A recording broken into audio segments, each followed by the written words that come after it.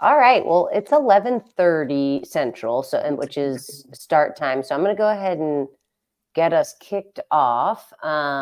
We'll start with a couple of quick intros, and then we can dive into why we're here. So I'll go first.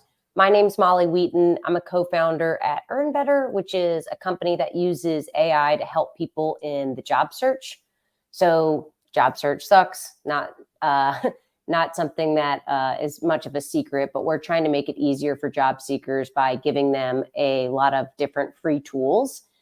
Before Earn Better, I spent about 10 years at various tech companies across a bunch of different functions, including recruiting, operations, client management, etc. I'm based in Austin. Would love to know where people are tuning in from, so comment with your location.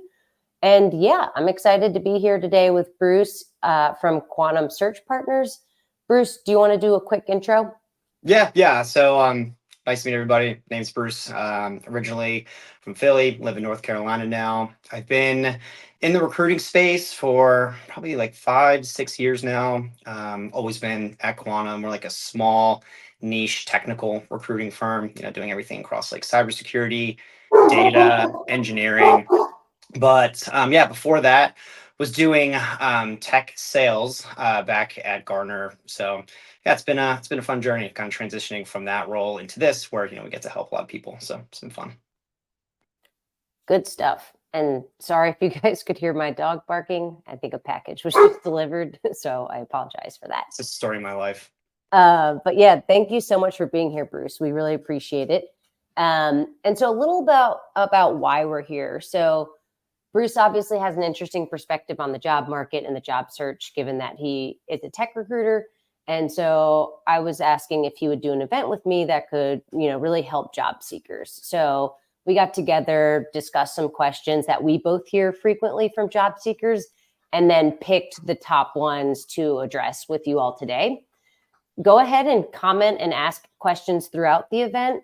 I'm going to try to stay present in the conversation with Bruce. So I might not be able to review questions in real time, but we'll definitely look at them at the end because we've saved some time at the end for live Q&A. And we'll try to get to as many questions as we can. If we don't get to yours, apologies. You can follow up with us and we'll try to address those one-on-one. But without further ado, we'll go ahead and get started. So the first question, I hear this one a lot and I see a lot of commentary on LinkedIn. It's, should I apply to jobs even if there is a high number of applicants? And I'm sure you're aware of where this is coming from. Like on LinkedIn, if you see that there's already 1,000 people who have applied, should somebody still get their application in? And kind of follow-up question, is there a number where you're like, it still makes sense versus it doesn't? Any guidance there would be helpful. Yeah. No, I think especially in this market, right? You see a jobs posted an hour ago and it'll have 1,000 applicants. I think a lot of it is like sticker shock of why people are not applying. I always recommend candidates, right, whether it's a role I'm working on or they're looking at, to apply, because before the call, I was running some data and it's like everybody that applied for the software engineering post that I had up 2 weeks ago, 10% of the candidates were actually a fit, right? A lot of the times, people, and we're all in different situations, right? Where there's lots of layoffs, right? People are eager to get jobs. And it's something where they're just mass applying to roles that might not be a fit, right? Whether it's your seniority, technical stack, whatever it may be. So if it is truly a match, right? And you have a resume this is the big thing, like tailored to the job description. I can't emphasize that enough. Yes, 100% apply, because I can guarantee most of the people that have just clicked like quick apply probably aren't the best fit. Yeah, I've heard similar feedback from other recruiters about, I've actually heard that 10% number thrown out. And there's also a lot of people who apply who, even outside of not being a fit, they could also be disqualified from like knockout questions. So Yep. if they aren't located in the right area, or might require sponsorship, something like that. And so when you see that huge number, know that a large percentage of applicants are probably not qualified or might not be considered from a different for a different reason. And I agree. Like if this seems like it's a very good fit and you're really interested in it, you should still throw your hat in the ring. I see one comment. From my view as an applicant, you can only see up to 100 applicants. Yeah, I think LinkedIn just changed that from like a UI perspective because I think they got a lot of feedback that people were just stop applying after a certain number. So yeah, I think that's a good thing that they've limited it to a certain amount of views.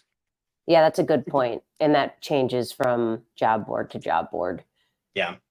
I've also heard that for LinkedIn, it's anybody who clicks apply. And so somebody could Yep. click apply and not actually submit an application. So that's just another thing to take into consideration. Yeah, when you are applying, what we're hearing a lot is take the time to answer those questions. I know when you're doing a lot of applications, it can be kind of a time suck, right? But rather than having like a cover letter that you're using a similar one for multiple jobs, these jobs now are posting requirements that have specific questions around them. And a lot of what we're hearing from our candidates is people are just using like ChatGPT, right? To essentially like copy and paste answers. It is so beneficial to put like your exact experience of what they're looking for in those questions because that really helps people stand out. Yep, that makes sense. And quick plug as far as resume and cover letter. If you are looking for help in customizing your resume or cover letter for a specific role, we do help people do that for free at Earn Better. So just an option if anybody hasn't tried it out or is looking for a tool there. All right, second question. Obviously it's an employer's market. There's a lot of job seekers out there right now struggling. And, one question we got was, are you seeing people have to regress in their careers? For example, maybe taking what some people might call as like a Band-Aid role. Maybe that means it's less scope than they're used to, or potentially with a lower salary. And just I guess anything that you're seeing on that. Yeah, and this will tie into like the next topic a little bit as well, but I've been seeing a lot of this because of return to office policies, right? Where, I mean, we all did it, a number of years ago. Some of us, right, who were in expensive areas, California, New York, wherever, moved to areas that were more affordable, right? And with that, they want to maintain those areas. They have families in those areas. So we've seen a lot of folks who have taken those positions be open to taking a step back with having the flexibility of remote, right? But it's also a scenario where, there's been a lot of layoffs. It doesn't have to be the big companies, it's small companies running out of funding, whatever it may be. And other people are in a little bit more of a dire situation. So that is another thing where we have seen folks take a step back. But companies have also been really flexible. Like we've worked with a couple of really great clients who are like they'll post a role for a manager, right? We've submitted senior manager candidates, and even though the senior manager candidates were willing to take that step back, the companies, what we've seen, are doing some great things when it comes to bringing the roles up, bringing the expectations from a salary perspective up. Obviously, that is like a handful of examples there, but we have seen some companies getting really creative in how they're matching the candidates' expectations as well. That's super helpful context. And yeah, I agree. There's a couple different buckets here. And for people who, maybe have been looking for a job for a while and are considering taking something that might be, with less scope or with a lower salary, the job search is really personal and it all depends on like what you need and what you're looking for. And if you need to take a certain job to kind of get you from point A to point B, that's totally up to you. And like nobody else should be like judgmental about that. A lot of people during the pandemic picked up different service jobs or might have, done something in retail to help hold them over. And I think if you do that, because another question we've gotten is, will I be judged in the future for, taking a quote unquote step back, even though it's something that I just needed to do to kind of make ends meet. And I think everybody, if after the last few years, understands that there's no one who hasn't been impacted by, what's happened in the job market in the past few years. And so I think hiring managers are more and more open and flexible on that. Would you agree? Oh yeah, if you're comparing this to like 2019, right?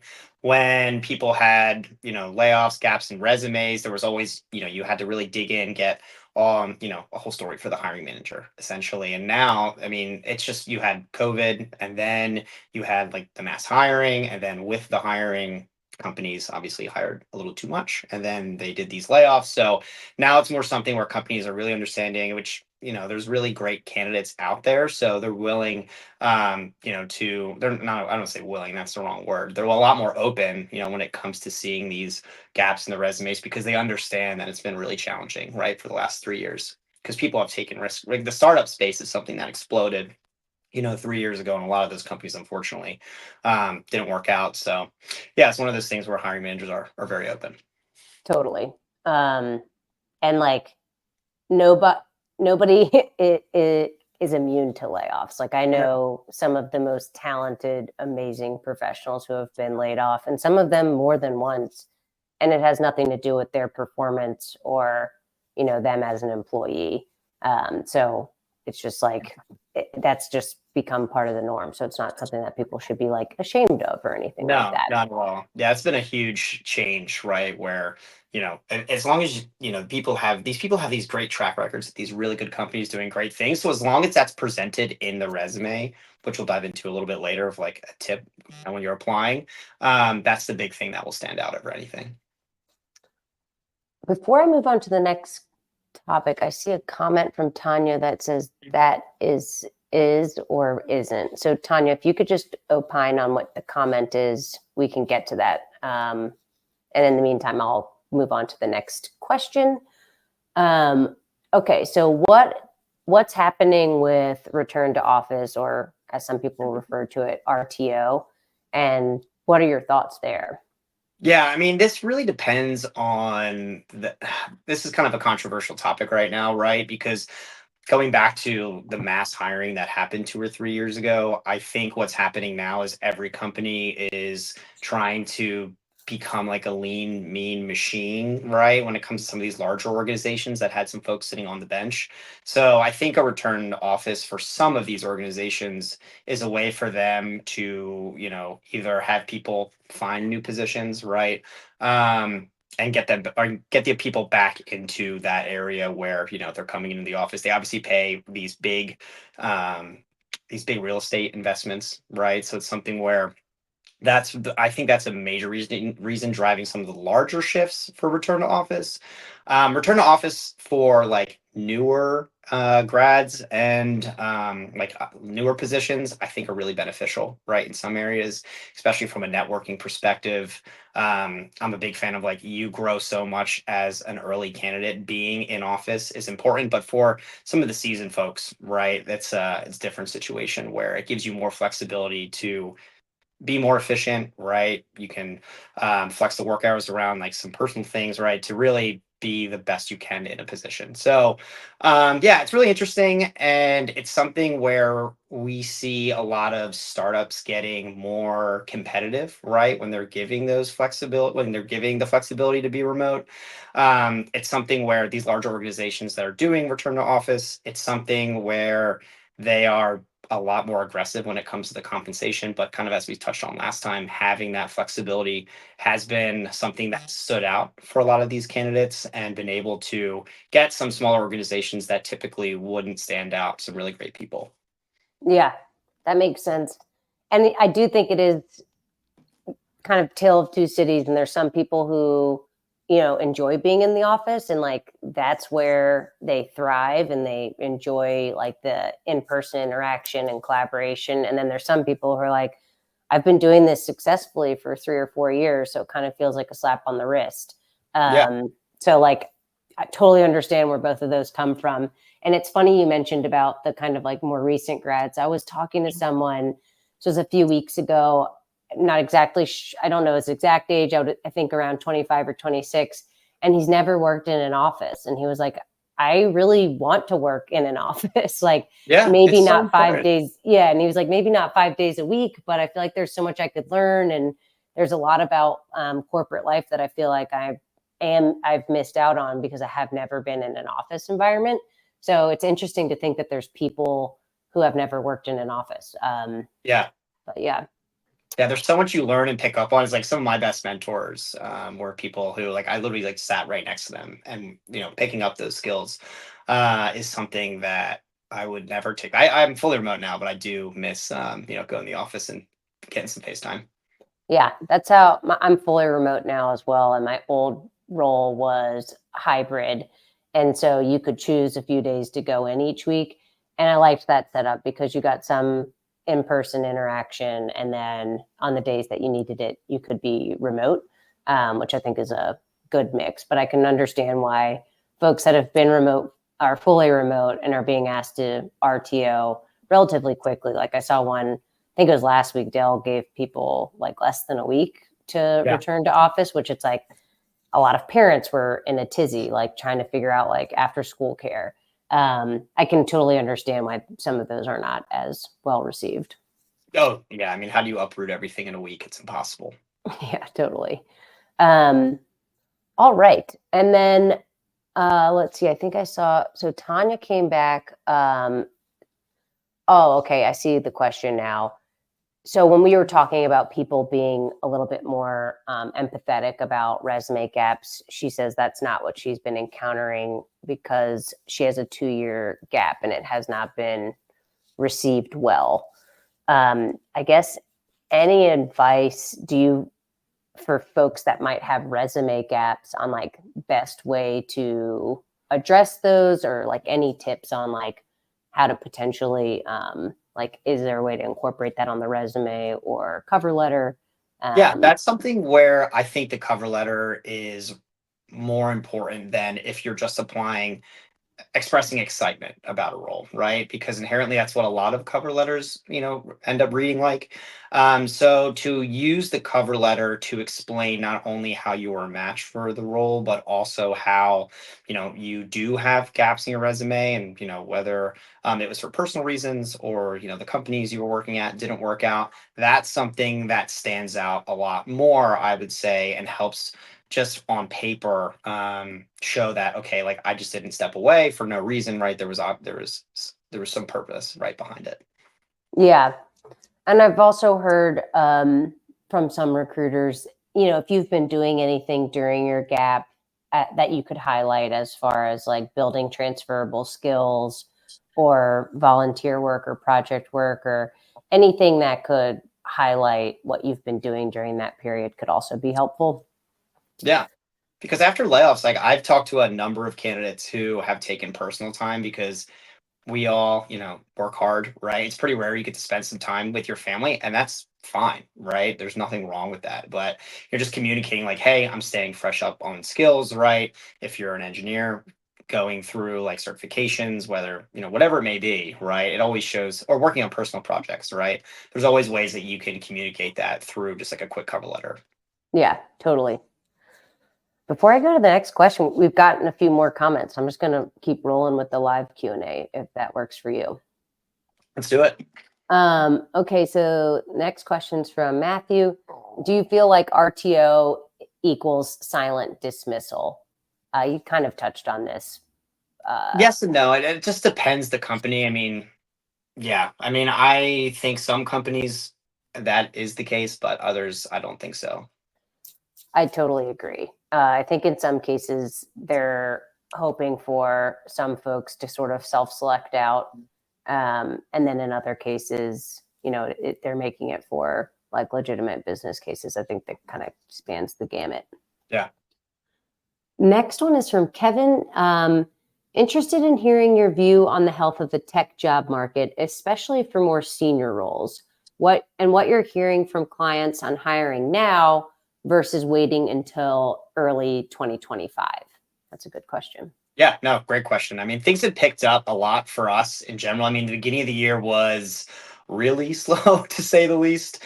It was one of those markets where we were really only working on extremely niche, challenging roles. But over the last I don't know, like 2 or 3 months, we've been really busy specifically with like manager through like VP, CTO roles. That's something that's been picking up a lot because I think what you saw happen with the layoffs is there were a lot of edits to the middle management layer. And now that companies are doing a gut check and saying, like, oh, this is where we need support, it's at those levels. So it's something where we've seen a lot of growth in those areas. So I think as they're obviously this is like Q4 planning session right now. So as companies are getting those hiring plans down for 2025, it's going to be something where we see it tick up a lot more across the next couple months. Nice. That's good to hear. Um, all right. Looks like we have one more. Well, it's not necessarily a question, just a comment. Someone's been looking for 13 months and is now starting to be questioned about her gap. So I'm assuming that, earlier in her search, she wasn't being asked about that. But once she hit a certain point, people have been starting to ask. I guess that actually ties in nicely to our last topic is like, it is a really tough job market. It's really challenging. I talk to people all the time who have been on the search for 12 to 18 months, sometimes longer. Any tips for staying motivated in a market like this? Yeah, I mean, nobody takes rejection well at all.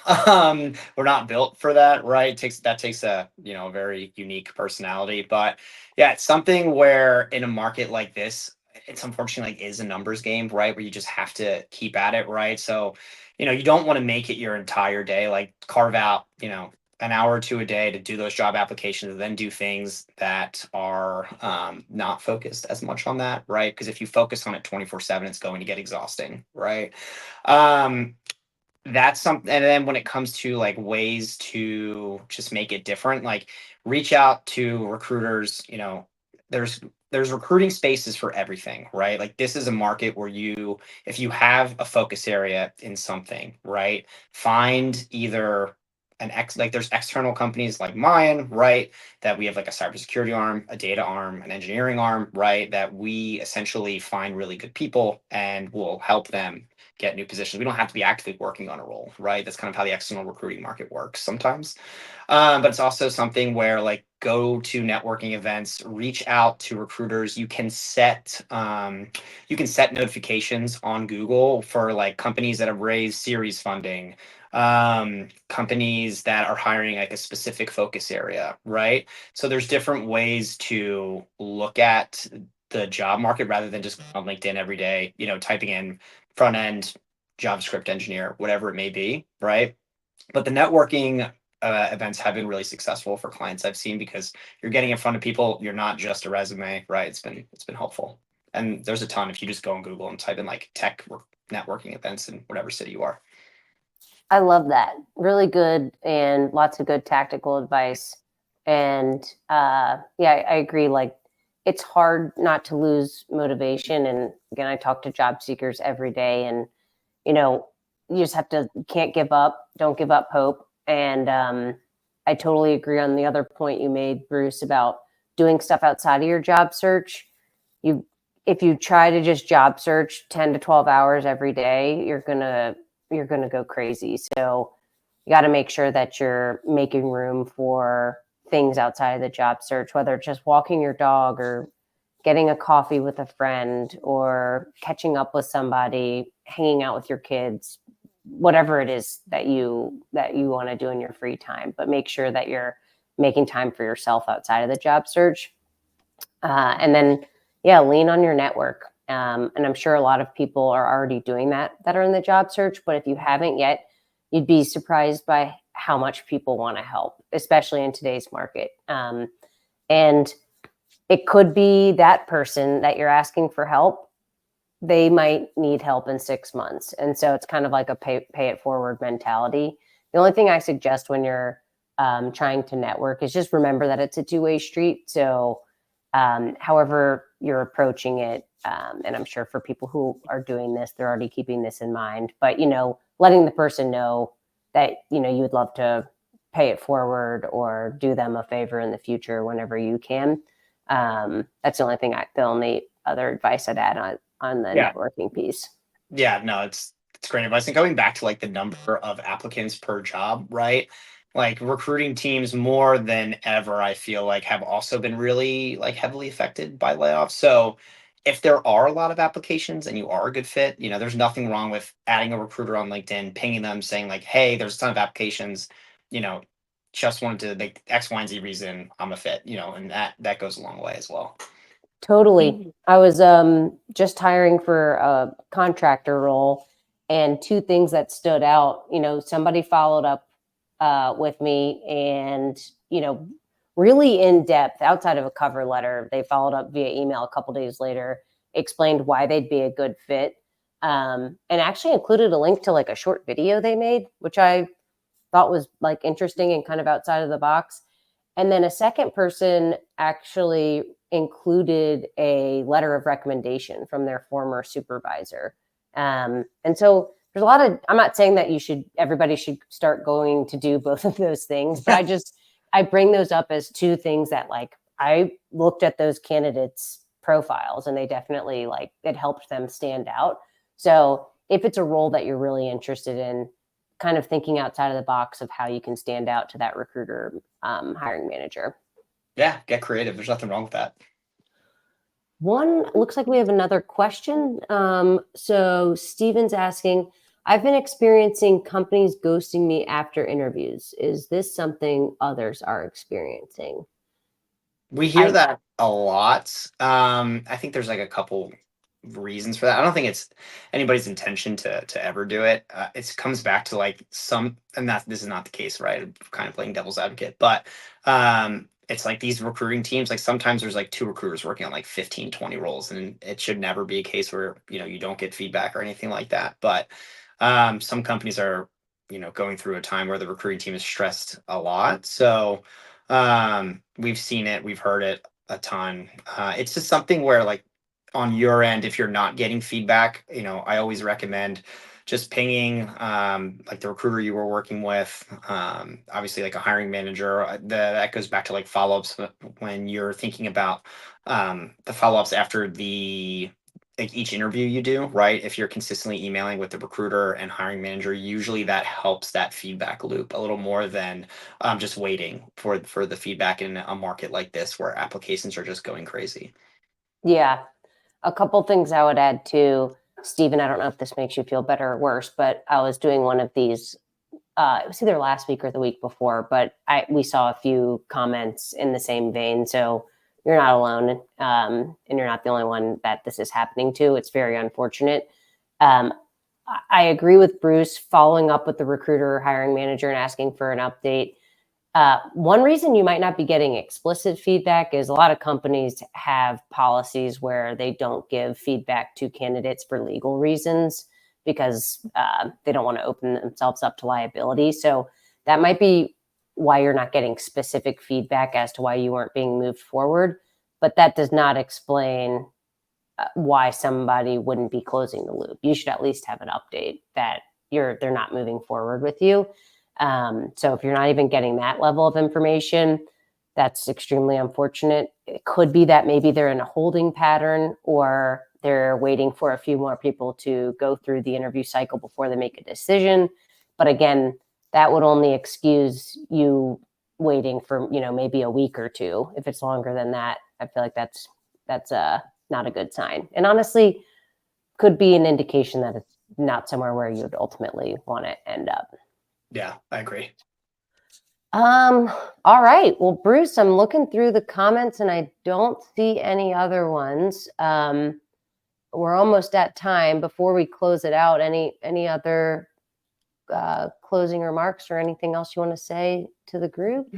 Yeah, I mean, it sounds like a lot of people obviously are. It sounds like even though there's been questions about like gaps in resumes, all that, it seems like people are getting interviews. But it's one of those things where, have be as targeted as possible, tailor the resume as best as you can, like earn better. Worked with them in the past closely. They do a great job with their platform to help get around some of these new like AI toolings. They can help you really like focus in on some of the keywords that they're looking for. Does a lot more than that, right? But just a great experience with them. And yeah, just keep it's it's a numbers game at the end of the day, and you're going to find a good company. Things are picking up from what we're seeing in the external market, which means usually really good things, right? Coming up till next year. Awesome. Well, we'll end on a high note. And thank you again so much, Bruce, for your time. We really